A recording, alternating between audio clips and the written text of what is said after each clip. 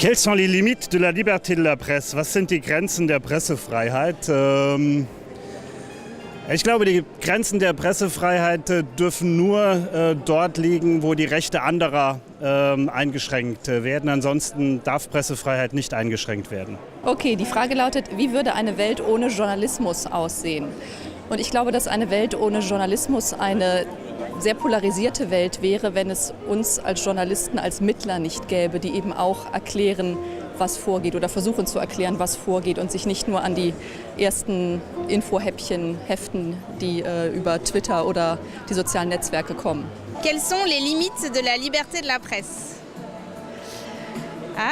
Il y a beaucoup de limites.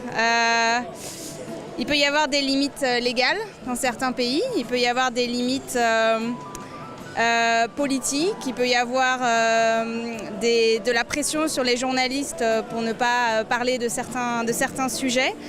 On a vu récemment que même en Europe, il y a des journalistes qui ont été assassinés pour avoir couvert des sujets de corruption très graves. Donc c'est aussi une forme de limite parce que ça peut effrayer les autres journalistes. Mais généralement, on essaye de résister et d'aller évidemment contre toutes ces limites à la liberté de la presse.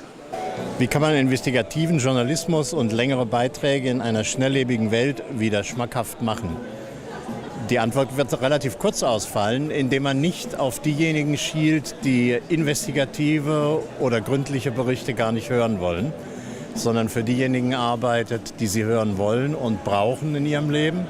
Und daraus am Ende auch wirklich was machen. Denn manche Menschen haben mehr Geduld, als ungeduldige Journalisten glauben.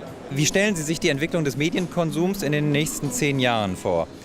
Ja, ich denke, das ist relativ klar. Es wird sicherlich noch mehr Richtung Internet gehen, der Medienkonsum. Aber ich bin sehr zuversichtlich und hoffe das vor allem sehr, dass sich der Radiokonsum stabilisiert, dass er vielleicht ein bisschen was auch noch vom Fernsehen wegnehmen kann. Also dass das Radio auf jeden Fall so beliebt ist wie heute. Und ich hoffe, dass es vielleicht noch beliebter sein wird.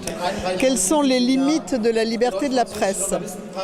Elles sont nombreuses. Le pouvoir politique peut interférer, mais celui que je redoute le plus, c'est le pouvoir économique. Les lobbies, les entreprises, les forces de l'argent m'inquiètent beaucoup plus et je pense qu'elles sont plus habiles quand il s'agit de limiter la liberté de la presse et c'est d'elles qu'il faut se méfier.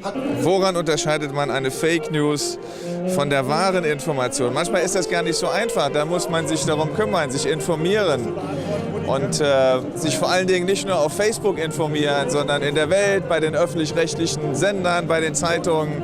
Man muss ein bisschen da was für machen, um herauszufinden, was wahr ist und was unwahr.